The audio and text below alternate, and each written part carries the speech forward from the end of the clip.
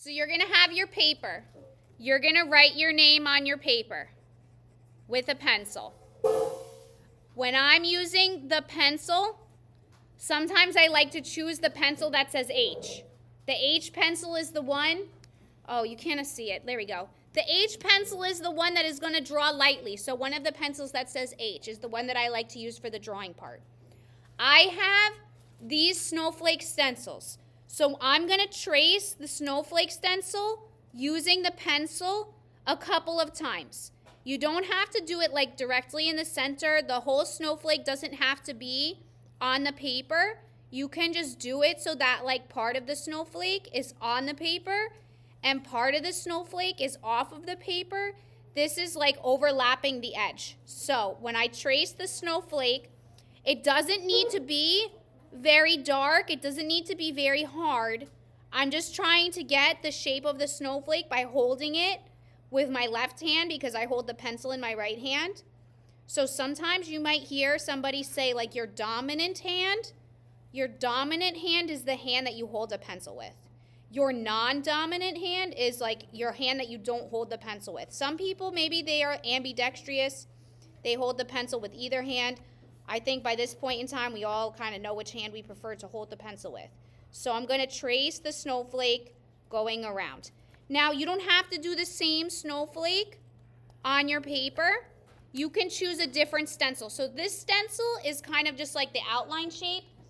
Some of the stencils look a little bit different. They look like a square shape. They're still good too. I'm going to put this one over here like this, so it's like sticking off the edge a little bit. It's kind of blurry. Let's get it in focus. Let's see if it will focus. There we go. So I'm going to trace another one, really gentle with the pencil. It's important that you try not to move it around too much so that your non-dominant hand, I'm left hand, like holding it down with my left hand. My left hand is not really moving at all. I'm just holding it down so that it stays in place. So you could do more than one. I'm going to do two because I don't want to waste too much time doing the tracing in front of you guys. So I'm almost done tracing it. Now, the thing that I'm going to do first, you might be looking at the table wondering, why was the table so wet when I got here? I'm going to show you the trick of how to make the paper not curl up while you're watercolor painting. So when you're watercolor painting, you want the paper to stay pretty flat. So, I don't like this like empty space here, so I'm just gonna do this little tiny piece over here so that I have a little bit more design. So like, even though it's not a lot, I wanna fill in the space a little bit more. So I'm gonna go like this. Sorry this takes so long.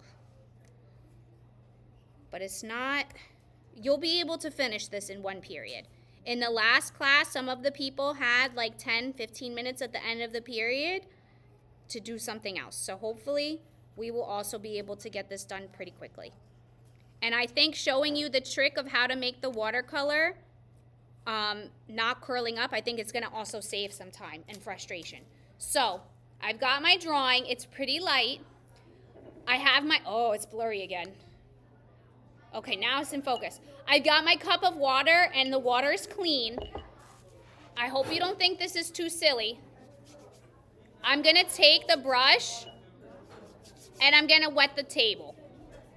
So if you feel like this is taking too long, the brush is taking too long to wet the table, you could also use your fingers.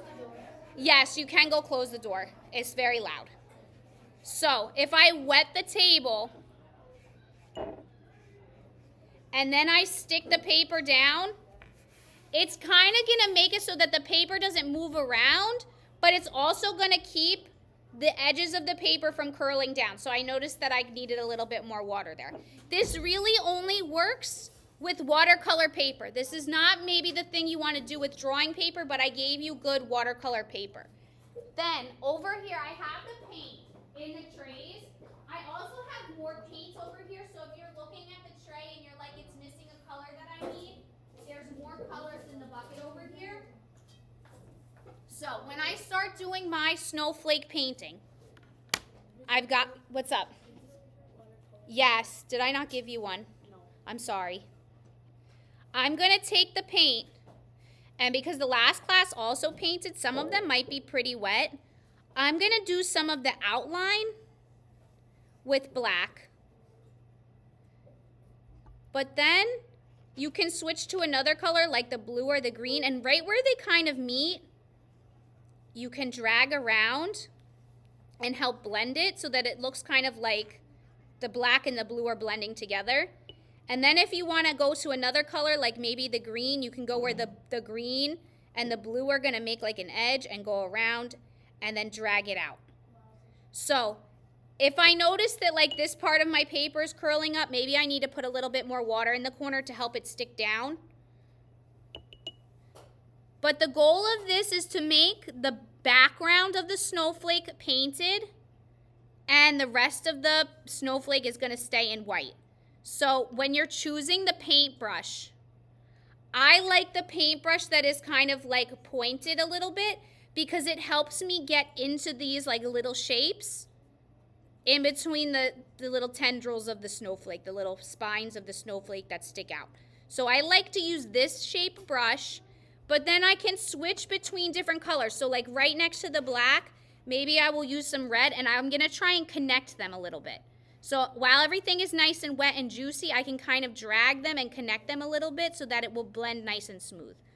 Do you have any questions about this?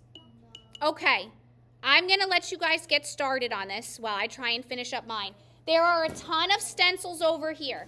You can use the square ones or the little ones. It's up to you.